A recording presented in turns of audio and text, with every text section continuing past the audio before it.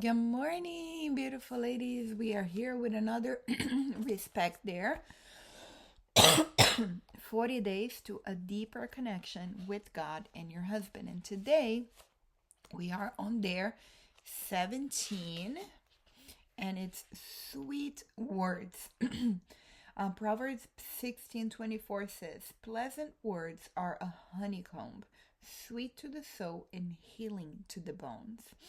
Um, and it goes on to talk about this lady. She is in the group that the author has with the course that she's doing, and apparently they meet in person, right? And the husband sees her and he's like, "Oh, you're gonna be late to your meeting." And she's like, "No, I don't think I'm going. I haven't made any progress and this and that." And he goes on to share with her all the progress that he sees that she has made, um, and and she gets very excited, about how her husband affirms her really, and um, she ends up going. And I believe that sometimes we are so hard on ourselves when we focus on the little things that we haven't done yet, that we haven't grown yet, that we are still learning and whatnot, that we forget where we were, and the progress that we've made so far, and while it's good to to know that we're always growing, that we're always, developing, it's also important to recognize that one mistake that we make does not take away from everything that we've accomplished, and it's important to recognize where we were and where we are now, and it doesn't mean that we're going to be stuck in who we were, right? But it is important to recognize the trajectory that we have walked thus far, because otherwise we can get easily discouraged, thinking that we're not making enough progress, thinking that, things aren't as great as we thought it would be, right? And another thing that it's important is to not compare ourselves, right? I think that us women sometimes have a tendency to compare ourselves, right? And especially when it's in a group like this, and you're probably hearing testimonies of other people and what's happening in their marriage and what is going on with them and their husbands, and you may think to yourself, "Wow, I don't think I've done anything at all, but we have to understand that not only are we different people, but the way that we progress is also different, right? We're not all on the same pace. We're not all on the same journey. We're not all married to the same people, right? So it's important to realize all of those things and not allow really those things to get to us in a way that discourages us, but I think that the most beautiful thing that she says, it's like she didn't think her husband would have a lot to share or a lot to say to her, but yet she chose to share with him, and allowed him, she gave him the opportunity to speak into her life. I think that a lot of times, and it used to be this way for me, a lot of times we don't think our husbands have a lot to say, so we don't give them the opportunity, but what we don't realize is that they may not express it all the time, they may not say it all the time, they may, even express it in a different way, but they're paying attention to us, like they're living with us, they're sleeping with us, they're married to us, they're paying attention at the little things that we're doing to improve our marriage, even when we don't think they are, especially when it comes to them, right? Especially when we are improving the way that we're treating them and the difference that it's making in our marriage. So give them a chance, right? It's what she says. Okay, so the what about you? There are four questions, but they're really tied on to each other, right?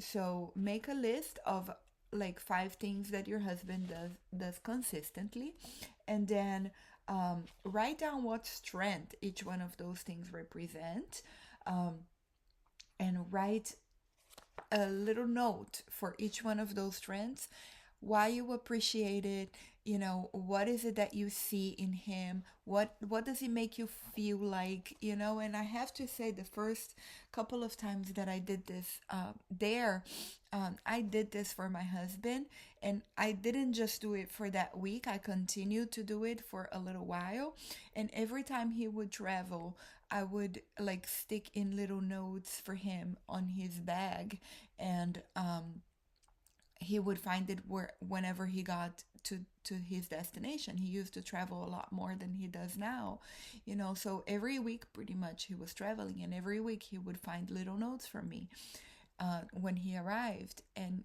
he looked forward to them, like when he would come back, he would be like, oh my gosh, I can't believe you did that, this is so nice. And let me tell you, it's been years, yeah, I think it's been like 5 6 years that when I used to do that. He stopped traveling this much after COVID, but anyways, and until today, when we are in our couples group, he still mentions those little notes. And let me tell you, he has every single one of them saved, and he has them all in his office in the same place, and he cherishes them, because it was something that spoke to him. It spoke respect to him, Let me tell you, none of those notes say I love you, because he knows that I love him. But a lot of those notes say I respect this about you, I appreciate this about you, and things like that. And those were the words that caught his heart, you know. Um, and he began to change as well, like he began to be a lot more loving, and he began to true it's not that he wasn't loving before, it's just that he was very like autopilot, really. He has a tendency to get on autopilot easily, because he's so focused, because he's so analytical. He can get on autopilot really easy.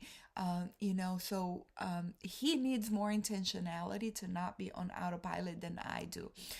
So I don't mind being the one who reminds him to be intentional.